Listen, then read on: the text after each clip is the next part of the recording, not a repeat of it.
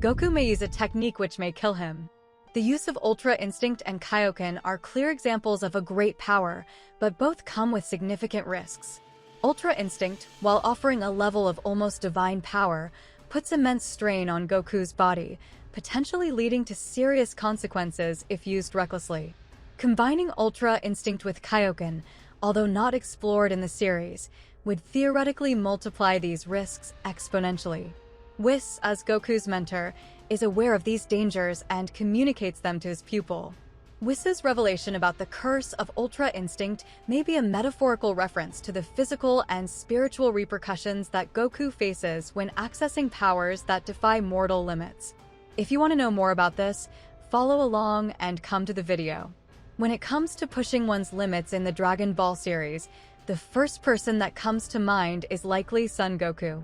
Throughout the series, there have always been moments where greater risks were needed to face opponents, and when it comes to that, Goku spares no effort. The Earthling resilience, combined with the Saiyan fighting spirit, always pushes Goku to his extreme. The body's limits are always surpassed ever since he learned the Kaioken from King Kai. Goku found himself at the mercy of obtaining unimaginable powers to face new enemies, and with that, there were always great consequences. Even though the Saiyan's healing factor was greater than that of Earthlings, his body still deteriorated. Recently, in the Battle of Gods, it is also appreciated by fans for bringing back iconic characters from the series and for expanding the Dragon Ball universe with new stories and characters, bringing the concept of power to a new level, the level of deities. And as Goku and Vegeta came from a phase where Super Saiyan 3 and Mystic Gohan were the strongest warriors, well, actually, Gohan had lost his form at that time. Anyway, once again, the mortal limit concept would have to be broken. And there we see the beginning of the introduction of the incredible evolutions that the Z Warriors would have, and that's exactly what happened. You can see here that the Saiyans really have a genetic factor derived from gods, even though through the use of other means, in that case, a ritual to seek this power, as it was with Goku. This transformation occurs through a special ritual that requires the presence of 5 pure-hearted Saiyans who transfer their energy to another Saiyan.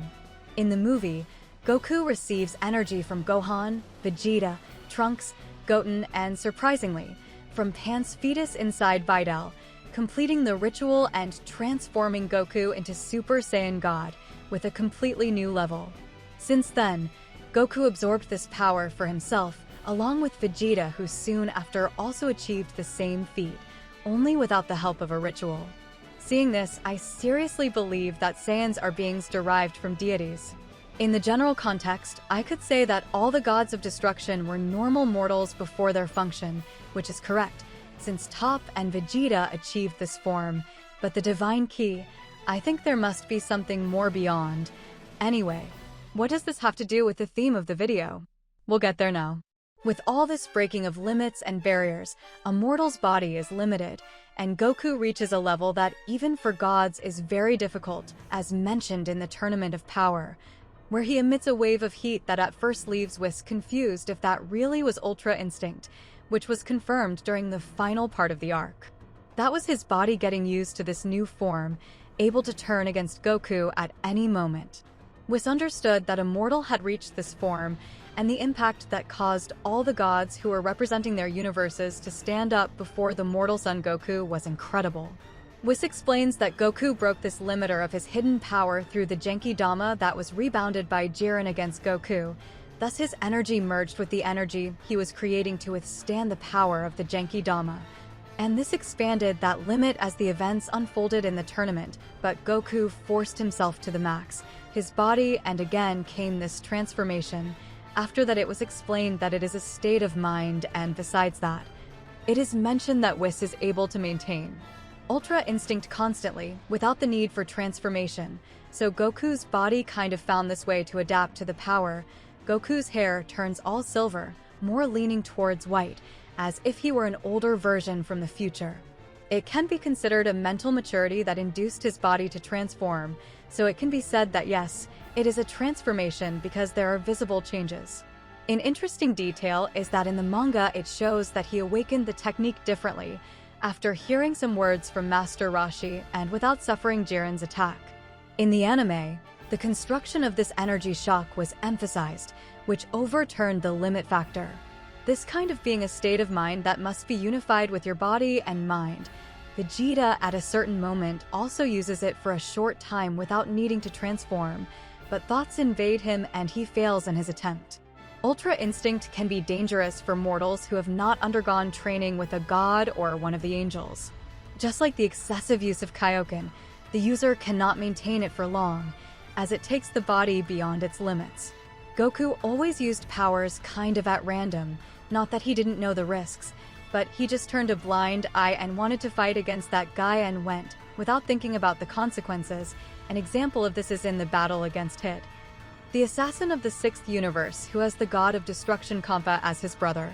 He comes up with something totally new after mastering divine energy. He manages to reach a form called Super Saiyan Blue, as the name implies, hair in blue color, and unlike the red form of Super Saiyan God.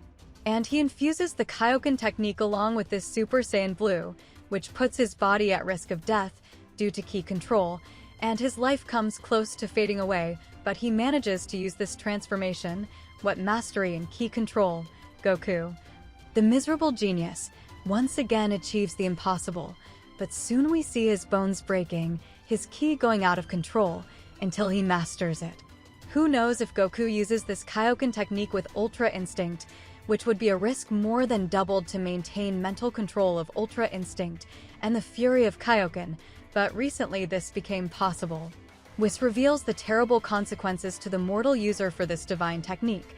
Goku trains with Whis, remembering that after that there was a lot of evolution in the technique, which would not be possible without the training of an angel. Goku's Ultra Instinct would certainly die there in the Tournament of Power, or it would even die with Goku in a possible continuation of the incorrect use of this mental state, which would lead to certain death.